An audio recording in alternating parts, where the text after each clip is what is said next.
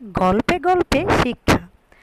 ছোট্ট বন্ধুরা, তোমরা চাইলে গল্প থেকেও অনেক কিছু শিখতে পারো। আজকে আমরা গল্প থেকে বিভিন্ন নীতিকথা শিখব। আমাদের গল্পের নাম ব্যাঙের বড় হওয়া। একদিন এক ডুবার পাশে মাঠে চড়ছিল একটি ষাঁড়। ডুবার এক ব্যাঙ ষাঁড়টাকে দেখে ভাবল, ইচ্ছে করলে আমিও ওর মতো বড় হতে পারি। এই ভেবে মস্ত ষাঁড়টার মতো বড় হবার জন্য ব্যাঙ দম টেনে নিজের শরীরটাকে ফুলাতে লাগলো। ডুবার পাড়েই রাখাল ছেলেরা খেলা করছিল।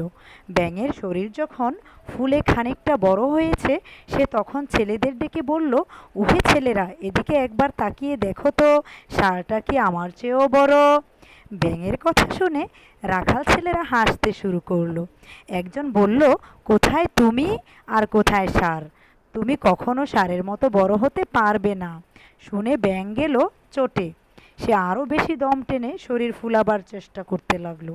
ফুলে উঠে তার পেটের চামড়া যখন টান টান হয়ে গেল, ব্যাঙ আবার ছেলেদের ডেকে বলল, কি হে, এবার কি রকম দেখছো? এবারেও কি ষাঁড়টা আমার থেকে বড়? শুনে মজা পেয়ে ছেলেরা হৈ হৈ করে উঠল। তারা বলল, ষাঁড় তোমার চেয়ে ঢের ঢের বড়। তুমি কি করে ষাঁড়ের মতো বড় হবে?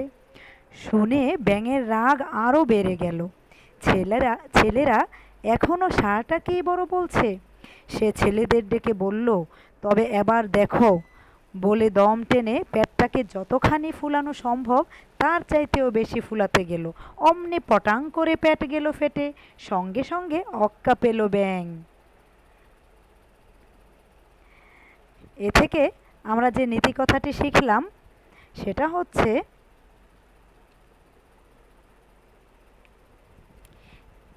নিজের ক্ষমতা না বুঝে কাজ করতে গেলে বিপত্তিই ঘটে থাকে।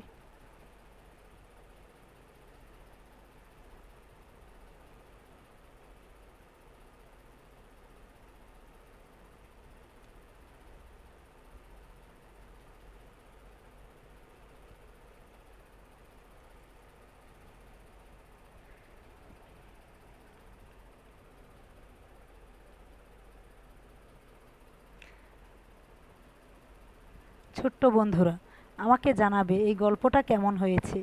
ধন্যবাদ।